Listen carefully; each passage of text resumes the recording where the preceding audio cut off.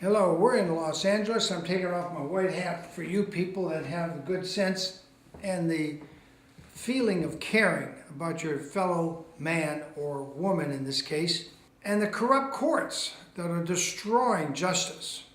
The bar-carded courts, which are not our Article 3 constitutional courts. These are the scum that have supplanted real courtrooms with real justice. Yes, they take an oath if they don't forget to sign the paper like Judge Herman did. And they promise to uphold the Constitution, and then they proceed to ignore the Constitution, ignore rights. With us today, thank you, Kathy Bailey, for being here and coming all the way from the hinterlands of Tustin, California, to the throbbing metropolis of Los Angeles. And I'm glad your mother came with you too. Nice to meet you, ma'am. Hi, Phyllis. Welcome. Nice to meet you. I'm William Wagener. I do this show for the last 17 years, 18 years. What is your disease called? Churg-Strauss vasculitis. But well, that's the thing is that this whole thing, and I'm going to forward to you later, the court thing I got, and then my attorney telling me by text, he goes, what this means is she didn't acknowledge the ADA, that form, that whole thing we got ready. Yeah, that's a felony. That's a felony right there. She didn't acknowledge it, she received it, and then she looked at it, and she hurriedly forwarded the case for dismissal. Yeah, well, that was a big mistake on her part. Cindy was shocked. I have to tell you. That's why she really Well, wanted yeah, me to because be she with you. committed an open felony on the court record, and it's going to come back to bite her. Good, because you know what? Uh, This has been, but now my attorney's trying to figure out how to do it ex parte on a He dismissed doesn't case. know. He's an attorney. He's part of the system that has corrupted justice. Is wrong.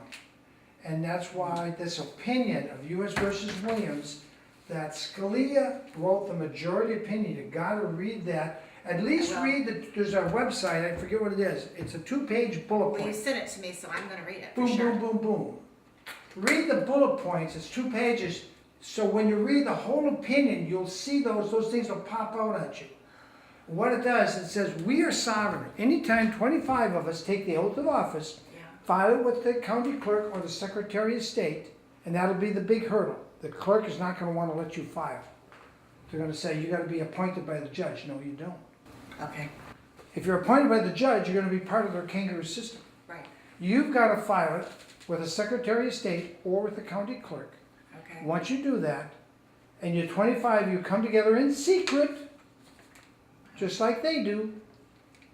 You elect a foreman, you elect a recording, and then you have your witnesses come in and say, Judge so-and-so did this to me, did that to me, Cindy provided this, the judge ignored it, okay, bingo. Who votes to indict Judge Schmuck for felony? All hands go up, okay, now we write a true bill indictment.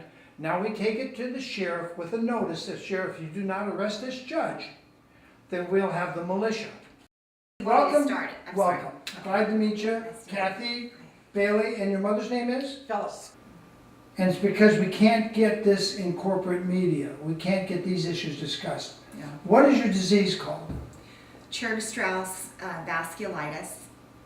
I also have fibromyalgia and then I had a fall, and I unfortunately hurt my back, and I have. So you got medical issues, and, Yes. and you went to court in what county? Orange County, California. And which courthouse? The Superior Court of Orange County, California. Which one? The one on 700 Flower Street. It's the Superior in Santa Ana. In Santa Ana, okay. I just try to be clear here. Yeah. I'm gonna take my hat off. So they're foreclosing on your house or doing an unlawful detainer on your house, Kathy? They've already requested the foreclosure, and they're auctioning it on the 18th. And does the auctioneer have a license to do business? I don't know. I would check. Okay. I would check. It's Aztec Foreclosure, which is running the auction, But and still they're in Arizona.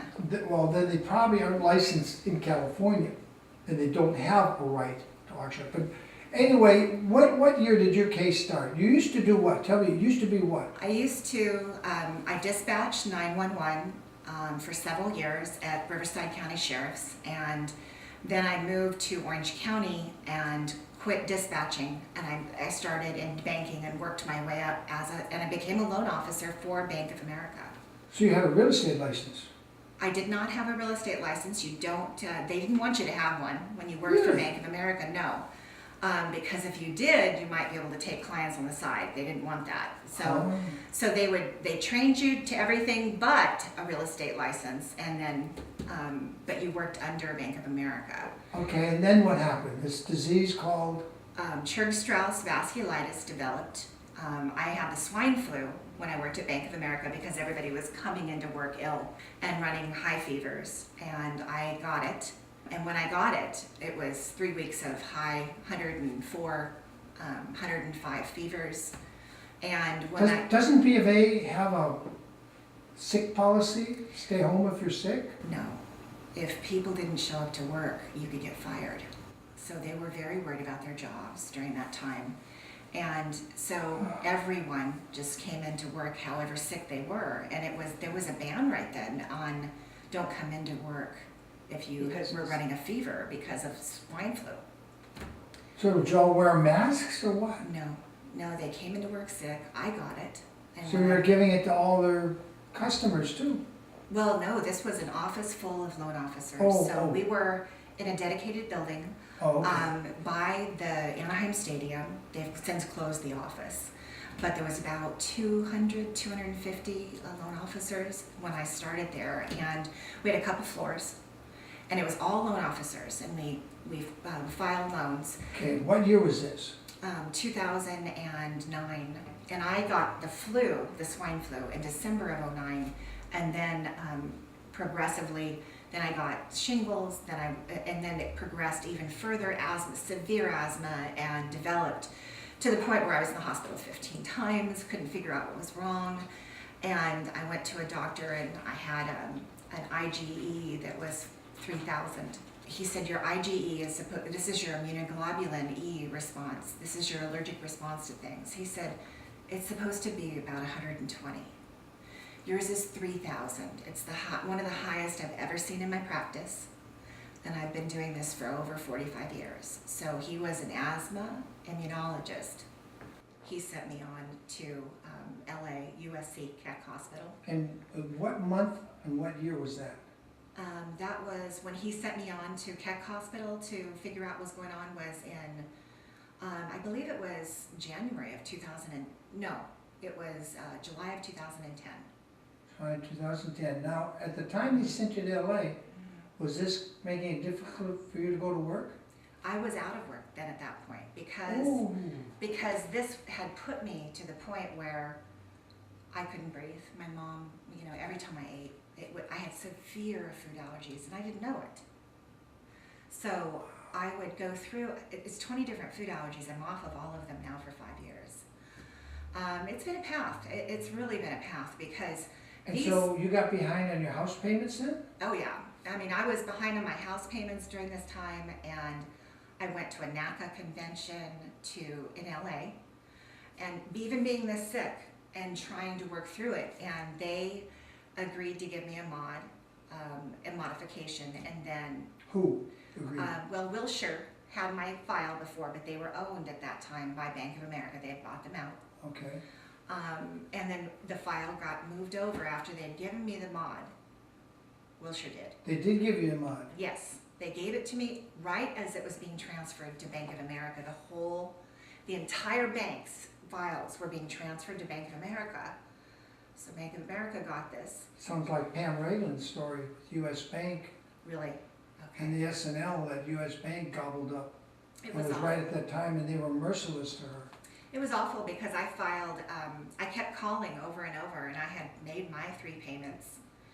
And they had sent a partial check to my homeowners association, but they were supposed to pay it in full so that it wasn't behind anymore and put it on the rearage of my house.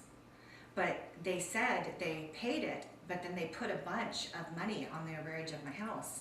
And I don't know if they ever paid it correctly. I asked for the accounting and they would not give it to me. Who would not give it to you? Specifically who? Bank of America would not give it to me. who you used to work for. Yes, I was an employee at the time. You were still an employee at that I'm time. still an employee now and long-term disability, which they're very unhappy about. They've sent me millions of notices trying to get me to get off their insurance because this is a rare illness and I'm costing them a lot. You're costing them money. Yeah. So I've gotten, they accidentally cut off my insurance 13 times in the middle of all this. And how did you get them reinstated? Got an attorney or what? My insurance, no, I ended up having to fight for it myself. I was sick. Finally got it reinstated, my health insurance, but the mortgage during all this time, it kept calling and calling and calling. They kept telling me, well, that modification wasn't approved by the investor. And I said, well, what do you mean, the investor? I said, you told me you approved it and told me to make the payments. If I didn't, you said you would foreclose on me. And they said, no, the investor decided he didn't like it. I said, well, you have $160,000 in deferred interest on a balloon payment on my loan from this modification that you've left. And the representative said to me, well, I don't know, you'll have to talk to my manager. Then they transferred me and I got hung up on. I could tell you 100 times. I mean, this, being out of work and having trouble breathing through all of this, it was horrible because, you know, I'm trying to get through this and it's so extremely difficult because the bank, which was my employer, and I'm off of work, would just transfer me all around. They'd hang up on me. I said, how can you treat an employee like this? Even I'm on long-term disability, but I'm still considered an employee there. You have mottos that speak against this, and they didn't care. They just hung up on me. They would be rude as heck.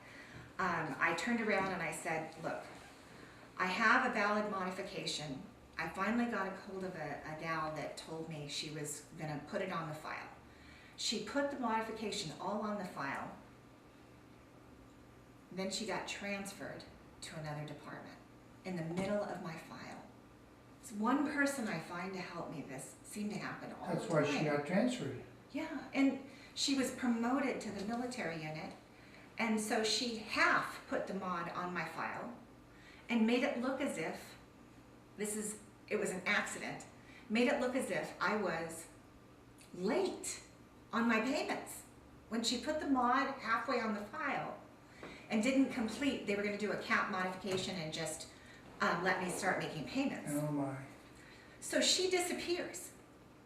And I called, I cried and cried and cried over this. I called and called and called. They wouldn't help me. So I turn around and I get to the point where I just left it alone. They're filing foreclosure notices. I'm just waiting until it gets to the place where I can speak to someone. And I kept calling. So then we turn around. Now, You hadn't, at that point in time, you hadn't seen Candace Jones, who used to work for B of A corporate offices. no. You hadn't seen that video clip her saying all of these are fraud, and she doesn't approve of modifying fraud. Yes. I mean, she was at a higher level than you were, and she's saying all of these B of A loans are fraud. First off, I'm a retired banker. I'm not proud to say that today. Can you hear me? I'm not proud to say that today. I was for years, up until the 90s, since I started in the 70s. And I personally have read the National Mortgage Settlement. I've read the TARP program. I read the DOJ.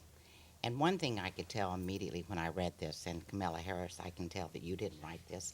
I can tell that you probably had a few words in it, but the rest of it was written by the banks. One thing you can always be sure of with a bank is that they will promise you the moon, and in the end, they'll take it back. They have wonderful little words they love to slip in, and if anyone ever read the TARP, you could know that it was only suggested that they do modification for these people. Now, first off, I don't believe in these modifications because it's modifying fraud, just as Renee said. These documents are fraudulent in everything I've seen. Over the last 3 years, I've probably worked with about 100 different people, friends that have come to me. Because after I retired, they knew how long I'd been in the business. They knew also that I was an expert with the FDIC and also I was with the Resolution Trust that took down the savings and loans. So, Camilla, I have to tell you right up front, honey, I think you sold us out. I think you Yes. sold out Yes. California. And your citizens deserve much better than that. You're not the only Attorney General that did it. All the rest of them did it with the exception of Snyderman. And we can be thankful at least one person or a couple there held out. But I truly am ashamed to say you're our Attorney General. One thing I want to tell you is that you started the moderator for the Attorney General. You were quite proud of that came out of the National Mortgage Settlement. Well, let me tell you how that's working out for the people. Because, like I said, I've helped a few people, and I have spoken with your moderators, and they are truly just spokesmen for the banks, okay? They don't know what they're doing. Most of the people at the banks don't know what they're doing. I deal with corporate, and I know when they're lying to me. And I want to tell you just a couple of real quick stories. One of them is a widow, okay, with 2 children that are special needs children. She has a sister that is in the 4th stage of cancer. We worked with Wells Fargo on a loan modification because she didn't have the courage or the stamina for a lawsuit. So we worked for 3 years with Wells Fargo. After 3 years, 1,060 documents faxed to the bank, 147 phone calls to the bank. In the end, they said that it's not in the investor's best interest to modify this loan. Okay, now she's in a lawsuit. We're backing her up every way we can. I've documented these calls. In the meantime, before they denied her, I was working with your moderator. And let me tell you what the moderator said.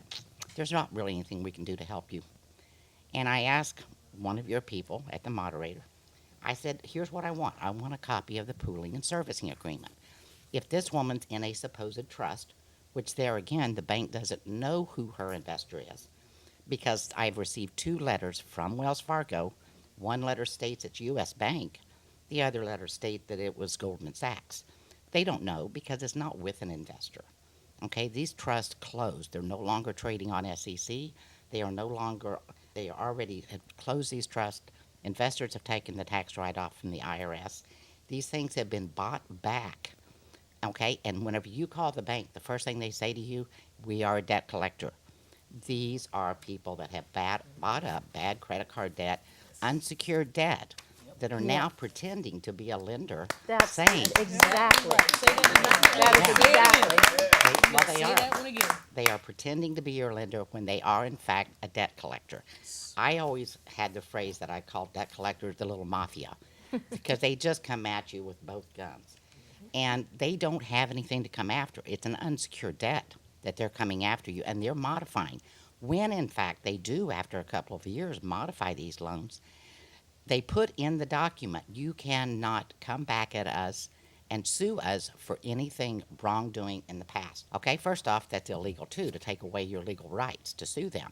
But it's in every loan modification packet. And just to show you an example, here's a banker box full of this one woman's file that is now in a lawsuit with the bank. So these are the 1,060 documents that I personally, being a banker, faxed in that they claim they never got. I have another gentleman, Bank of America, all of them are in it.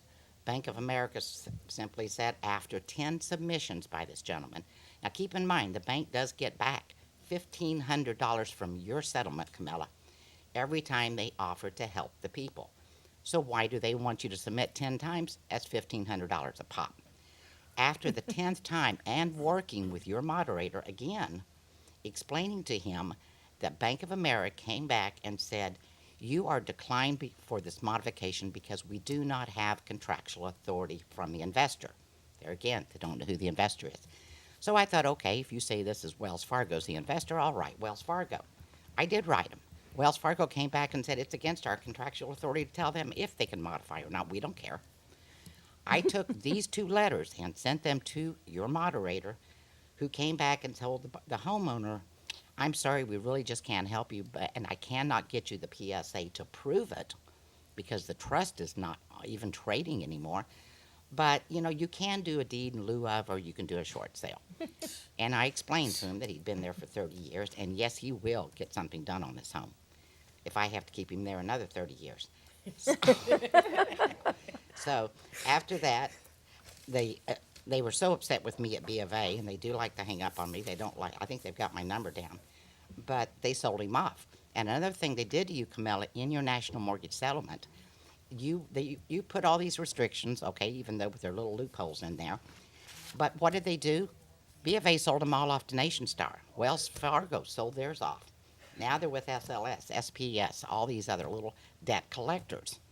So they got out from under your settlement totally. They gave you money to help the people. You set up a group of bureaucracy to out here to help the people. And what do they tell me? I'm sorry, we can't help the people. So yeah, I am very disappointed in what's going on. The documents, like they were talking about with Marina, I looked at all 500 of the documents that she used in that audit, and all 500 were fraudulent. Out of the 100 people that have come to me, I've looked at their documents. All of them should be suing the banks. All of them should come back and sue you for not doing what you should have done with your Dan, job. we will. Well, I didn't know that the government was. You hadn't paying seen them. that at that time. No. Would I it just- have made any difference had you had known that she had said that and she was working at the much higher level than you are? It would have made a difference because I wouldn't have continued filing for modifications after I had a valid one given to me on the file. And so what happened, like you were saying, and we were talking about this through, Candace Jones, that the banks were receiving $1,500 per mod. I must have submitted 50 at least. All the paperwork.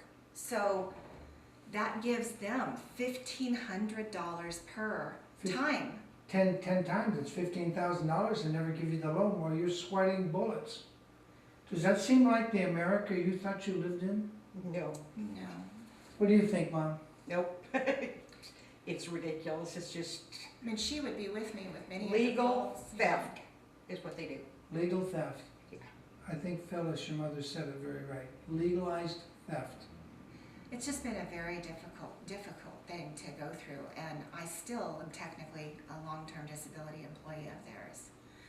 And this has been, they transferred the loan to Nation Star.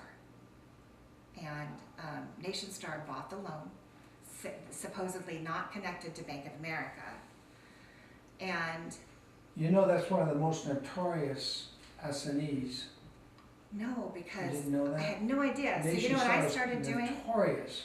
Well, the minute they got the loan, I, as a loan officer, was aware I had a responsibility to pay them. So I called up and I said, I have a valid modification on the file. I'm sorry you've got this, but here's where we're at. I need help for you to fix this. All you have to do is do a cap modification, which is basically taking any current payments that were past due and just putting it at the back end of the loan Right? and letting me start making my payments.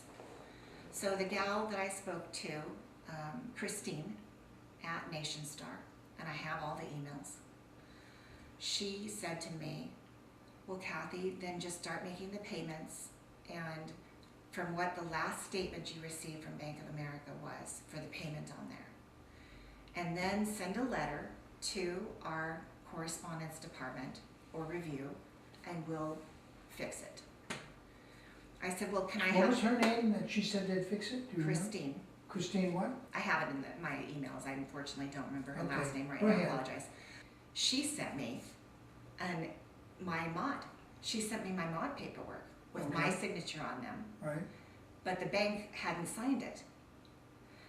So she sends this to me and she says, this was a valid mod that you had on your file. I said, well, yeah, I have over 2 years of statements from Bank of America showing that the mod is on there. Plus, your statement to me has the penalty that I paid for this modification. I paid for a penalty for it.